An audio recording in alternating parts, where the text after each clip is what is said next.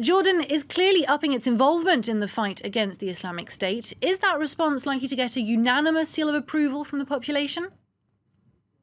Well, the thing is that the release of the video showing the Jordanian pilot being burned alive has really seemed to be a turning point in public opinion. Jordanians had been calling for the country to withdraw from the coalition while Kassafeh was still being held captive. But today, everyone speaks in favor of the airstrikes. Even his father, who's been very outspoken about his willingness to annihilate ISIS, explained to us yesterday that the fact that Jordan has been touched at its very core is actually what could have changed the public opinion. He was telling us, as Jordan is the only country in the coalition to have common borders with both Iraq and Syria, it makes it not only a strategic position, but also a privileged target for the Islamic group. And that could have made Jordanians more aware of the need to protect their borders and contain this threat posed by the jihadists. So today there appears to be a renewed determination from the Jordanian people to support the king and their government in the airstrikes.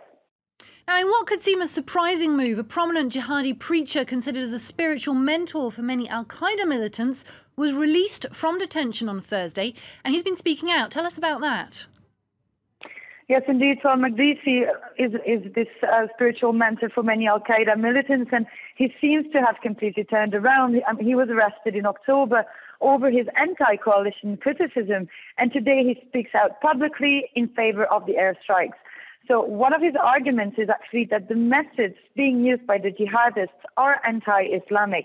He did condemn the video showing Kassafeh's death, saying that burning people is not recognized in Islam, only Allah is allowed to do so. And that's actually the position that is surprising, but that is aligned with most other radical Salafist positions here in Jordan. We spoke to Abu Sayyaf shortly after the video was released. He is one of the most prominent Salafis here in the country. And he was telling us that he was shocked by the Islamic State's action, and he was condemning them for the video and the way in which they killed the pilot. He said that the Islamic State's actions were not acceptable by any religion. And so there seems really to be this sacred union across all spiritual trends here in Jordan. The only question is how long it will last. Gail Sunderland in Amman, thank you very much for that.